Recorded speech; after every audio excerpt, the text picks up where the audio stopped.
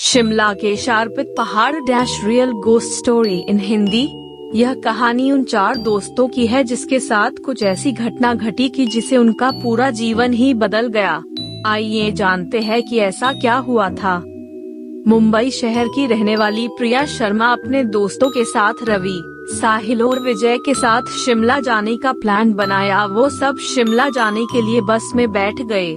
कुछ ही देर में प्रिया सो गई। अचानक प्रिया की नींद खुल गई तो उसने देखा कि बस में कोई नहीं था।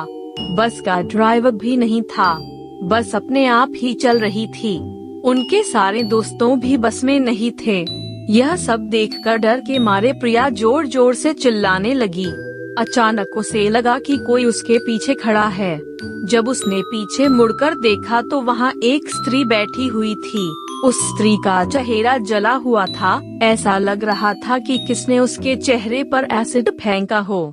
ऐसा भयंकर चेहरा देखकर प्रिया ने चिल्लाना शुरू कर दिया, बचाओ बचाओ बचाओ। और अचानक प्रिया की नींद उड़ गई। वो एकदम डरी हुई और पसीने से पूरी भीग गई थी। पास में बैठे हुए विजय ने पानी की बोतल दी और बोला, शायद तुम्हें कोई सपना देखा होगा। थोड़ी ही देर में सब शिमला पहुंच गए और एक होटल पर रात बिताने के लिए गए। दूसरे दिन वो सब साथ में मिलकर होटल के पास वाले पहाड़ पे घूमने जाने का नक्की किया। करीबन आधे घंटे में वो सब पहाड़ की सबसे ऊंची शिखर पर पहुंच गए।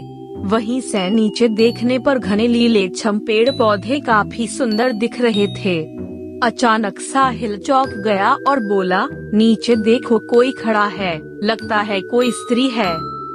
विजय और रवि भी देखने लगे लेकिन उन्हें कोई दिख नहीं रहा था और बोले, तू पागल हो गया है क्या? इस घने जंगल में कोई स्त्री कैसे आ सकती है? तुम्हें शायद कोई भ्रम हुआ होगा। उसके बाद वह सब खुली जगह पर चले गए। रात होने वाली थी इसलिए वह सब ने पहाड़ पर ही रुकने का निर्णय किया। इसलिए उन सब ने वहाँ पर ही तंबू लगाया और खाने पीने के लिए सामान बाहर निकाला। प्रिया की बैग तंबू के बाहर थी इसलिए वह लेने के लिए बाहर गई तो वहाँ पर उसे किसी की आवाज सुनाई दी।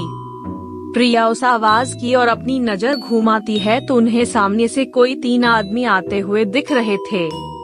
उनके हाथ में धारदार हथियार देखकर प्रिया डर जाती है और दौड़ के तंबू के अंदर आ जाती है। उसने अपने दोस्तों से भी यह बात की लेकिन कोई उसकी बातों पर विश्वास नहीं कर रहे थे। प्रिया चिल्लाकर बोली, आप सब पागल हो गए हो क्या? कोई भी मेरी बातों पर भरोसा नहीं कर रहा है। चलिए मेरे साथ बाहर, मैं आपको बताती हूँ। वो सभी बाहर आके शिखर की टोच से नीचे देखने लगते हैं। उतने में ही उन सभी को लगता है कि कोई 3 लोग उनकी ओर बढ़ रहे हैं। यह सब देखकर वो सभी डर जाते हैं और तुरंत ही अपना अपना सामान समेटने लगते हैं और बड़े से पत्थर के पीछे जाके छुप जाते हैं। थोड़ी ही देर में वो सब ऊपर आ जाते हैं।